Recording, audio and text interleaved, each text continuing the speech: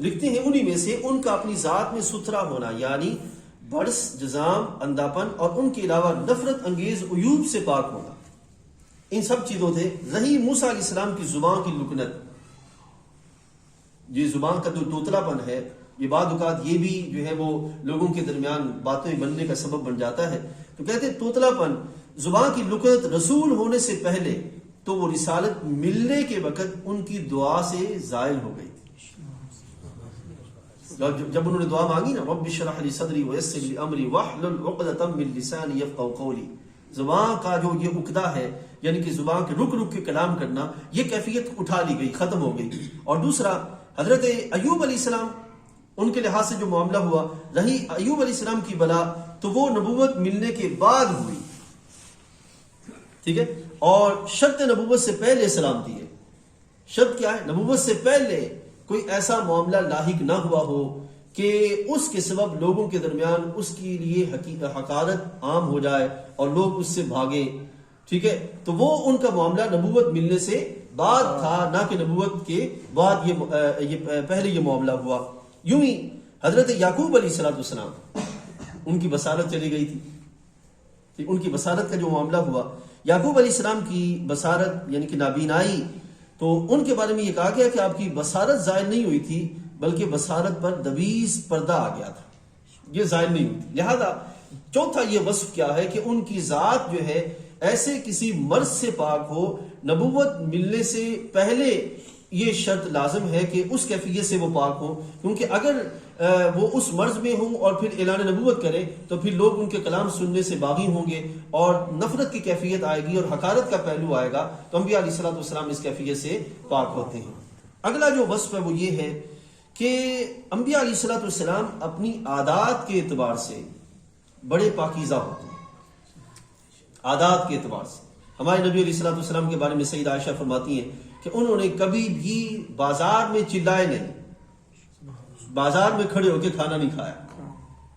ٹھیک ہے. تو یہ ہے عادات کے اعتبار سے انبیاء علیہ السلام عالی مرتبت ہوتے ہیں کہ رب کائنات جل وعلا، کیونکہ عادات بندوں کو مائل کرتی ہیں، متوجہ کرتی ہیں، اور عادات کو دیکھ کے بندہ کسی کی طرف جو ہے وہ متوجہ ہوتا ہے، تو وہ اس کیفیت سے پاک ہوتے ہیں. اگلا جو وصف ہے وہ یہ ہے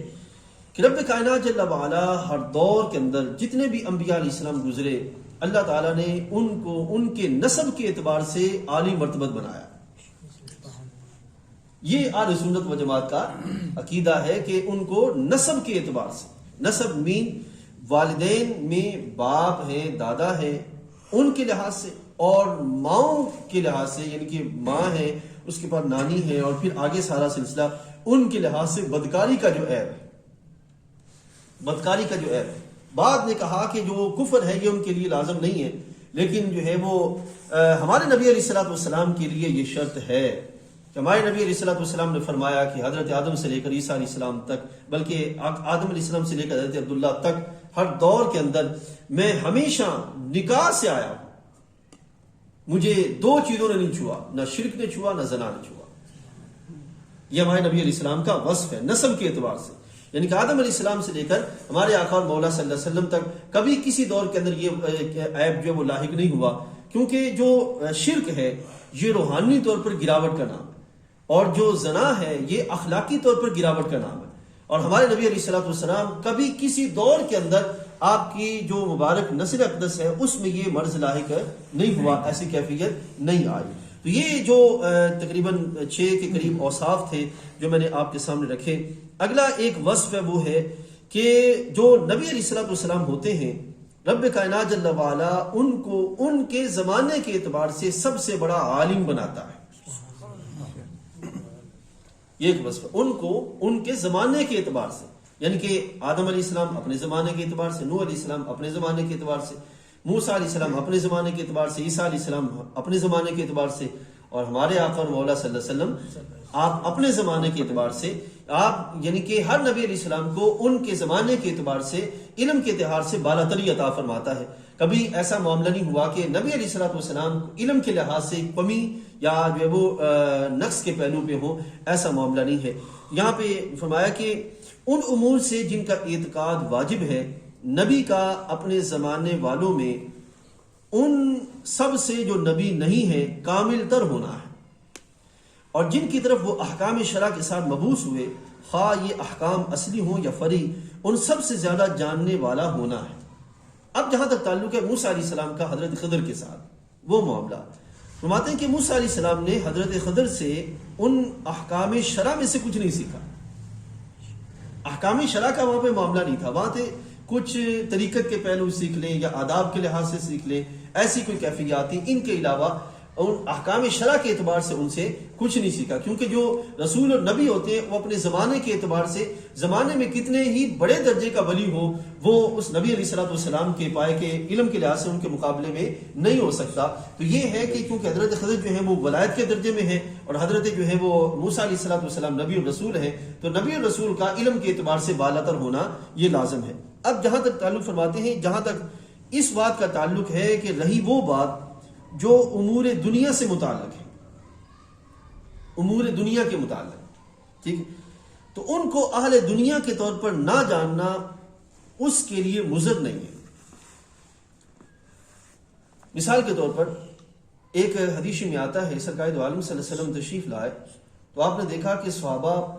جو کھجوروں کے پودوں میں پیوند کاری کر رہے ہیں، ٹھیک ہے، محبوب کریم علیہ السلام نے انہیں کلام فرمایا، لیکن وہ اپنے معاملات میں مشغول تھے اور اسی روش پر چلتے رہے، ٹھیک ہے۔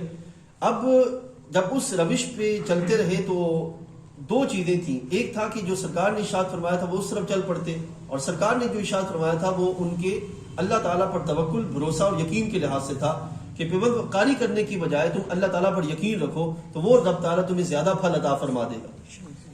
ٹھیک ہے، اس پر اس کیفیت پہ یقین رکھو۔ اور انہوں نے پیوندکاری کا، اور پیوندکاری کا سلسلہ جو ہے یہ دنیا کے معاملات کے لحاظ سے ہے، ٹھیک ہے، تو یہ ہے کہ ان کو اہل دنیا کے طور پر نہ جاننا اس کے لیے مضر نہیں، لیکن یہاں پر یہ کہنا بھی لازم، سمجھنا بھی لازم ہے،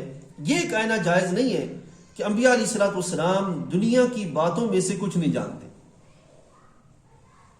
ٹھیک ہے نا۔ کوئی کہے کہ میں دنیا کے لحاظ سے بہت بڑا آدمی ہوں، جہاں تک تعلق ہے دین کے لحاظ سے تو دین کا معاملہ سارے کا سارا اللہ کے نبی علیہ السلام جانتے ہیں، نہیں، اس لحاظ سے سوچنا بھی اسلام نے منع کیا کہ اس انداز کے ساتھ جو وہ نہ سوچا جائے، کیونکہ دنیا کا معاملہ جتنا بھی ہے وہ کم از کم دین سے ہو کے آتا ہے، اور اس کی ساری بنیادیں اللہ تعالیٰ نے اپنے نبی علیہ السلام کو عطا فرما رکھی ہوتی، اس لحاظ سے اس پہلو کو جاننا ازحد ضروری ہے، تاکہ فرماتے تاکہ ان کے بارے میں غفلت اور حماقت کا وہم نہ آئے کہ مجھے پتا ہے ان کو پتہ ہی نہیں ہے۔ یہ جو غفلت کا پہلو ہے اور حماقت کا پہلو یہ نہ آئے کہ ان دونوں باتوں سے ان کو منزہ ماننا واجب ہے۔ لہذا کتنی چیزیں پڑھی کہ اوصاف نبوت میں 7 چیزیں ایسی ہیں جو سبھی انبیاء علیہ السلام میں مشترکہ ہیں اور واجب کے درجے میں ہیں، اور وہ یہ جو 7 چیزیں ہیں یہ غیر نبی کے لیے ماننا، یہ یاد رکھیے، غیر نبی کے لیے ماننا یہ گمراہی ہے۔ یہ ساری چیزیں انبیاء علیہ السلام کے لیے خاص ہیں، اور ان کو غیر نبی کے لیے ماننا کیا ہے؟ گمراہی ہے۔ اور وہ کیا ہے؟ سب سے پہلے معصوم ہونا۔ غیر نبی کو معصوم جاننے والا گمراہ ہے۔ اب یہ پیچھے نیٹ پر آپ نے بحث بھی سنی ہوگی، ایک بحث چل پڑی تھی اور بعض لوگوں نے بحث کو بڑا خلط مل کر کے پیش کر دیا، اور اصل بحث جو ہے اس کو خرابی کی طرف لے گئے۔ معصوم انبیاء علیہ السلام ہے، اور غیر نبی کو معصوم ماننا یہ کیا ہے؟ گمراہی ہے، پہلا وصف۔ اور دوسرا وصف کیا ہے؟ صدق، کہ ان کا ہر حال میں سچا ہونا۔ تیسرا وصف کیا ہے؟ کہ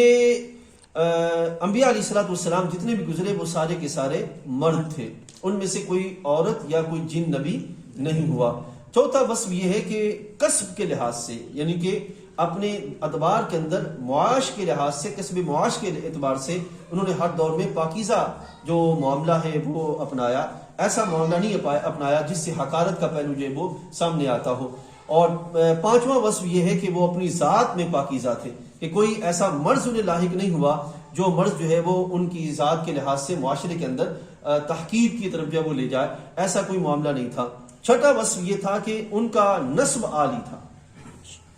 نسب میں خاندان کے اعتبار سے ان کا جو ہے وہ سلسلہ عالی تھا، کبھی کسی دور کے اندر ان کے ساتھ ایسا معاملہ نہیں ہوا انبیاء علیہ السلام میں، خاص طور پر ہمارے آقا اور مولا صلی اللہ علیہ وسلم کے لحاظ سے، کہ وہ کسی دور میں بھی نسب کے اعتبار سے ان کے اندر جو ہے وہ ایسی کیفیت آئے جو رسالت والی ہو یا عیب والی ہو۔ اور آخری یہ کہ وہ ہر دور کے اندر جتنے بھی انبیاء علیہ السلام گزرے، وہ انبیاء علیہ السلام اپنے اپنے ادوار میں پاکیزہ جو ہے وہ سب سے زیادہ علم والے تھے۔ یہ وہ اوصاف تھے جو میں نے آپ کے سامنے رکھے۔ اب دو